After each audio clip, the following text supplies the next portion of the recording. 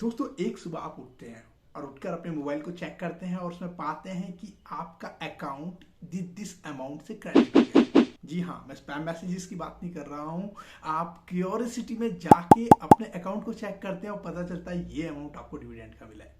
जी हाँ, डिविडेंड चीज है ही ऐसी कि ये एक बहुत ही अच्छा सोर्स माना जाता है पैसिव इनकम का। तो दोस्तों आज की वीडियो में मैं आपको इसी पैसिव इनकम सोर्स डिविडेंड के बारे में डिटेल में डिस्कस करने वाला हूं और एक टर्मिनोलॉजी सिखाने वाला हूं that is called dividend yield.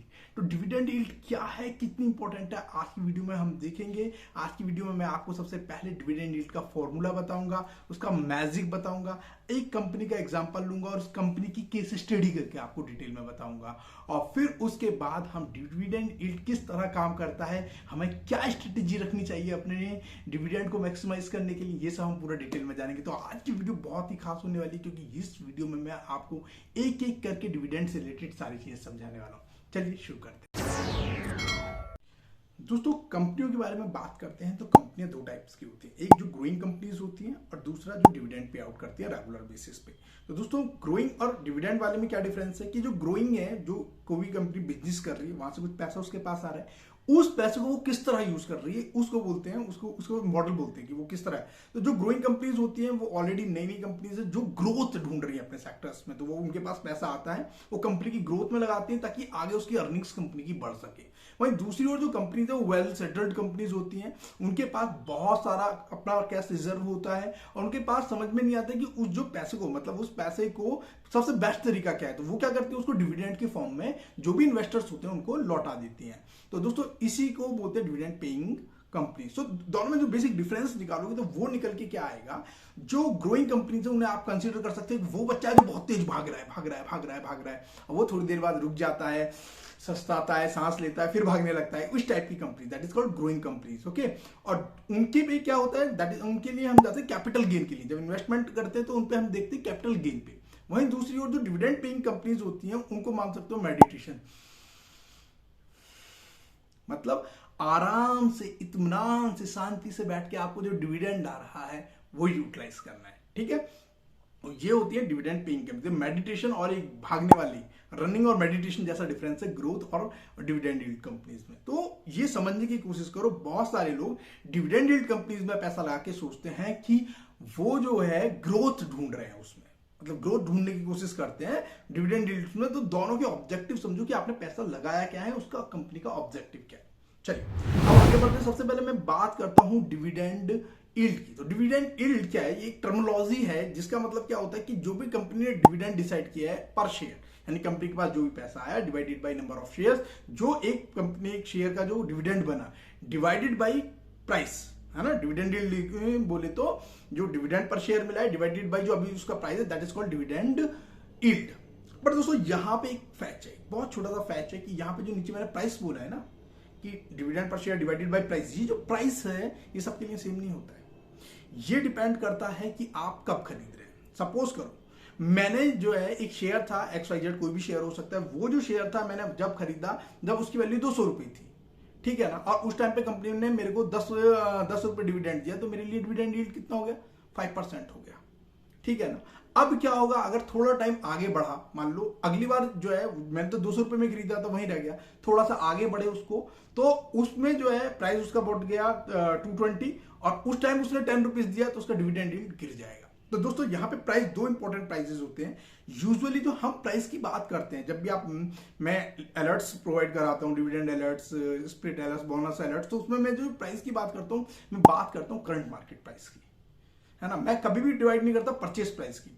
लेकिन यहां पर जो प्रोफेशनल लोग होते हैं, जो करंट प्राइस होता है वो तो बिगनर्स के लिए होता है जो स्टॉक के अंदर घुसना चाहता है, लेकिन जो प्रोफेशनल होते हैं जो प्रॉपरली डिविडेंड का फायदा उठाते हैं, वो लोग क्या करते हैं, डिविडेंड को, मतलब इसको बोलते हैं परचेस प्राइस। तो dividend is equal to dividend per share divided by purchase price, तो वो लोग परचेस प्राइस पे कंसंट्रेट करते हैं, है ना। तो दोस्तों आज हम एक केस स्टडी करने वाले हैं। केस स्टडी में हम लोग देखने वाले हैं कि कैसे डिविडेंड यील्ड मैक्सिमम काम करता है प्रोफेशनल्स के लिए।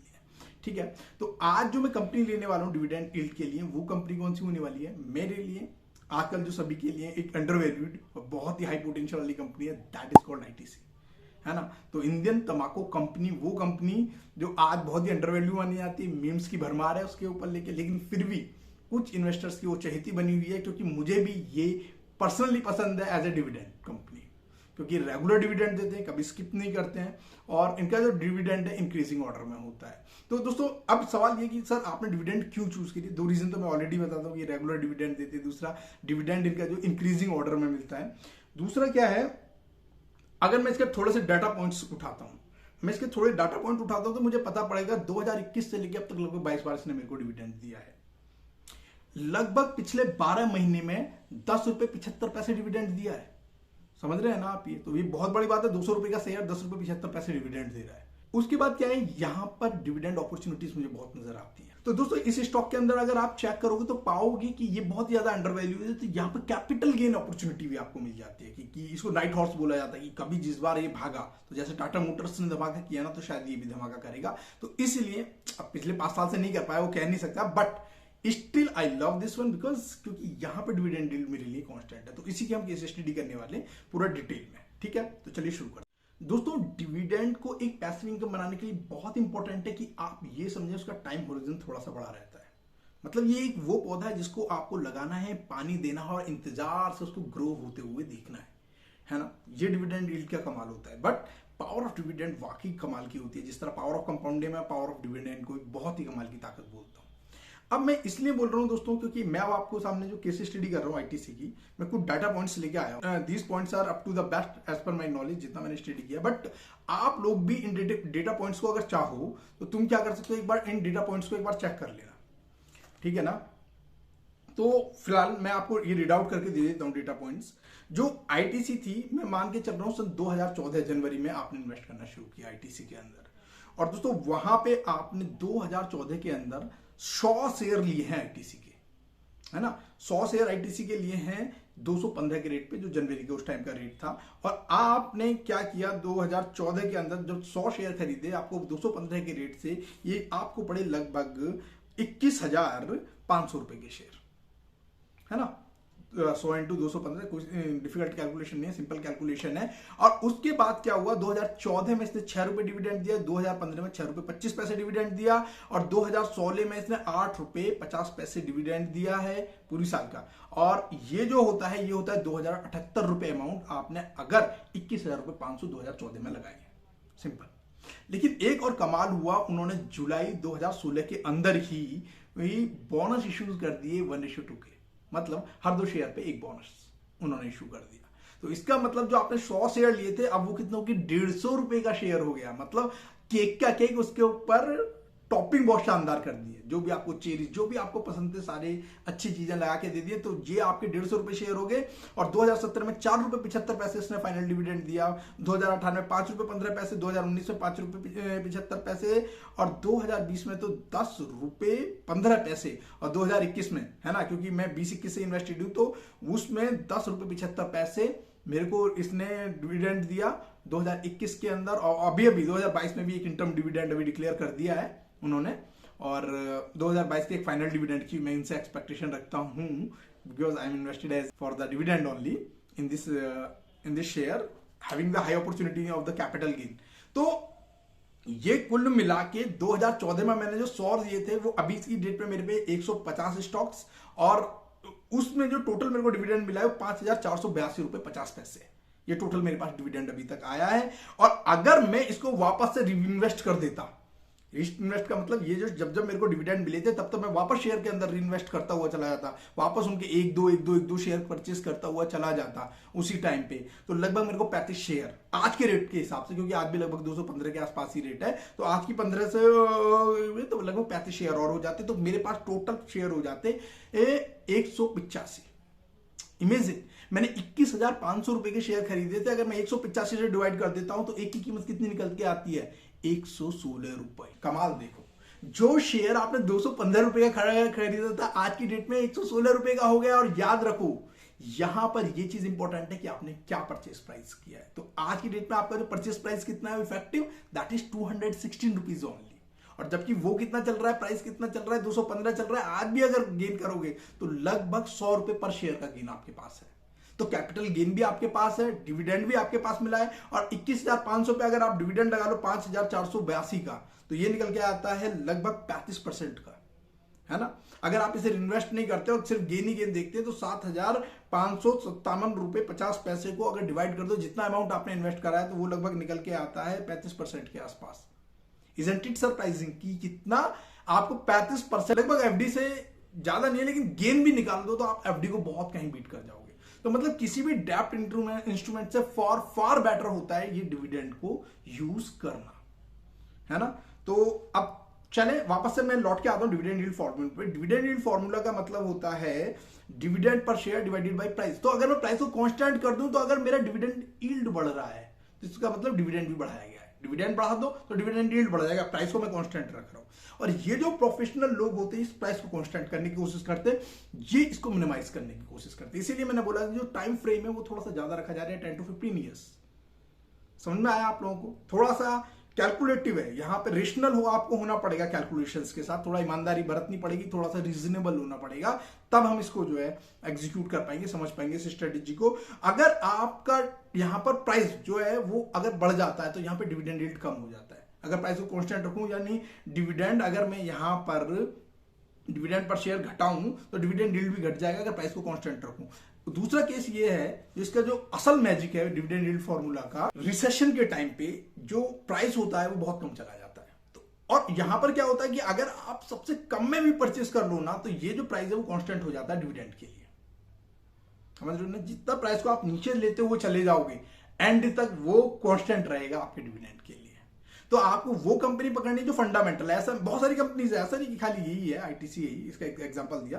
बीपीसीएल में भी इन्वेस्टेड हूँ और मैंने जो है बीपीसीएल, कोल इंडिया और आईओसीएल और मैंने इसमें एचपीसीएल में भी, तो इन सब में मैंने इन्वेस्ट किया हुआ है कुछ डिविडेंड के लिए, क्योंकि मेरे फोलियो का लगभग 30% डिविडेंड स्टॉक्स के अंदर इन्वेस्टेड रहता है, क्योंकि मुझे डिविडेंड्स थोड़ा ठीक लगता है, थोड़ा एक बच्चे को पानी देने जैसा है। It will take 10 to 15 years, after that it can abrupt.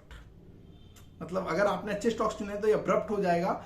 और चूंकि मैं अभी आपको ये बताने की कोशिश करता हूँ कि रिसेशन में प्राइस लो होते हैं, हालांकि मैं आपको एक चीज बता दूं, इसमें नोट करने वाली बात यह है कि अभी चल रहा है बुल रन।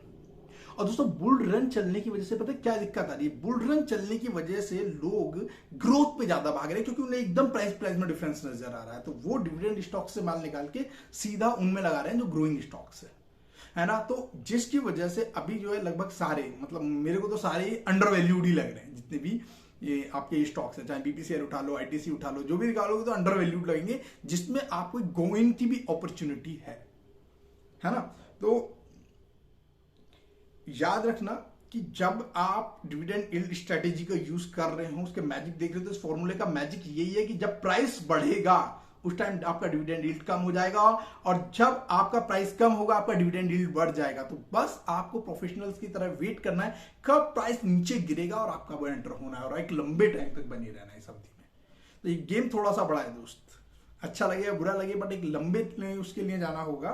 तो और ऐसा नहीं है, अगर आप कम प्राइस पे भी करते चले जाते ना, एवरेज आउट करते चले जाते, जैसे आईटीसी अभी मान के चलो, पता है उसका प्राइस कितना रहा था कोरोना में रिसेशन आने के बाद भी? कितना रहा था उसका प्राइस? लगभग रहा था, लगभग मेरे हिसाब से 40 के आसपास आया था, 140 का आ गया। और जो हमारा एवरेज निकल के आया है ना वो 116 निकल के आया है। अगर हमने री इन्वेस्ट किया होता उसको डिविडेंड को तो 116 एवरेज निकल के आया है। तो यानी इतना गिरने के बाद भी वो उसको टच नहीं कर पाया। जो आपके परचेस प्राइस है 215 में आपने उस टाइम पे खरीदा था। That is the power of the dividend.